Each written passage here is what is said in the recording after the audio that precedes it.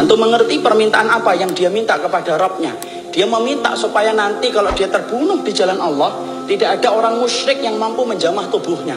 Dan tahukah antum, Asim bin Sabit merupakan seorang sahabat yang banyak diincar oleh orang-orang Quraisy musyrikun, karena sesungguhnya mereka dendam kepada Asim bin Sabit, karena banyak orang musyrikun yang terbunuh dengan pedangnya Asim bin Sabit. Sampai ada seorang wanita yang bersumpah, siapapun yang mampu membawa kepalanya Asim bin Sabit, maka akan dibayar dengan harga yang mahal untuk dijadikan batoknya menjadi tempat khamr, untuk kemudian diminum dengan itu. Masya Allah. Asim bin Sabit akhirnya terbunuh di dalam peperangan. Ketika orang yang membunuh beliau tidak sadar itu adalah Asim bin Sabit, mereka tinggalkan. Sampai kemudian mereka mendapati berita bahwasanya itu adalah Asim bin Sabit yang kepalanya dihargai mahal. Apa yang terjadi? Asim kemudian orang-orang musyrikun balik lagi untuk menemui Asim bin Sabit. Tapi perhatikan bagaimana Allah mengabulkan doanya Asim bin Sabit. Allah bayar kontan itu. Asim bin Sabit ketika jasadnya sudah meninggal dunia, didatangi kembali oleh orang-orang musyrikun. Orang-orang musyrikun ingin menjamah tubuhnya, akan memenggal kepalanya, dibawa kepada wanita musyrikin yang menjanjikan harga yang mahal.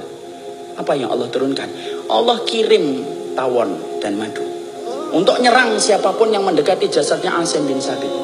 Setiap ada yang mendekat kepada jasadnya Asim bin Sabit, diserang sama tawon, diserang sama lebah. Mereka kembali mendekat, diserang kembali oleh tawon dan madu. Mereka mendekat, diserang kembali oleh tawon dan madu. Sampai mereka keletihan.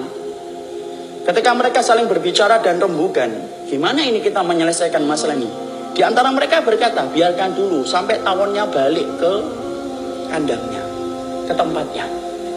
Ketika mereka sedang menunggu, Allah turunkan air hujan. Tentaranya yang kedua setelah tawon, Allah turunkan hujan begitu derasnya. Saking begitu derasnya, maka kemudian air itu begitu banyak, bagaikan bah, sampai kemudian menggeret atau kemudian membuat jasadnya Asim bin Sabit itu kemudian jalan, hanyut bersama dengan hanyutnya air. Kemudian orang-orang musyrikun ingin mengejar jasadnya Asim bin Sabit, tetapi langkah kaki mereka tidak mampu menjangkau cepatnya air ketika membawa jasadnya Asim bin Sabit. Sampai Allah tempatkan pada satu tempat yang sampai hari ini tidak ada yang tahu di mana Asim bin Sabit itu meninggal dunia dan kemudian berada. Allah bayar kontan. Ini menunjukkan kepada kita doa itu mustajab. Di mana doanya para sahabat bernilai akhirat. Jangan gampangkan dan jangan remehkan tentang doa, ikhwan. Karena ternyata banyak di antara kita yang tidak sadar. Ketika kita mentok terhadap satu masalah, sering kita kemudian merasa kita tidak punya daya dan upaya lagi untuk merubah. Padahal kamu masih punya tempat untuk berdoa dan membuka pintu langit dengan doamu. Perhatikan Umar bin Khattab dalam riwayat Imam Malik. Ketika kemudian Umar bin Khattab itu berdoa, Allahumma rzuqni syahadatan fi sabilika wa wafatan bi biladi nabiyika. Umar bin Khattab itu berdoa, ya Allah, berikanlah aku ini mati syahid di jalanmu. Tetapi mati syahidnya di kota nabimu, kota Madinah.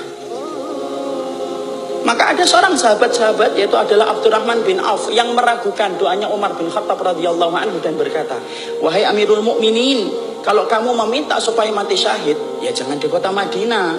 Wong kota Madinah lagi aman kok. Kalau meminta mati syahid sana loh, di perbatasan Syam, sana loh di Mesir, ketika sedang berkecamuk jihad antara Amr bin As dan pasukan Romawi.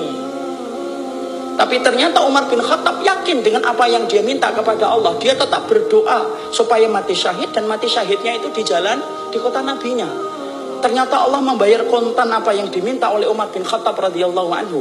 Umar bin Khattab radhiyallahu anhu ketika peristiwa sholat subuh ditikam oleh Abu Lu'lu'ah al-Majusi. Di mana meninggalnya?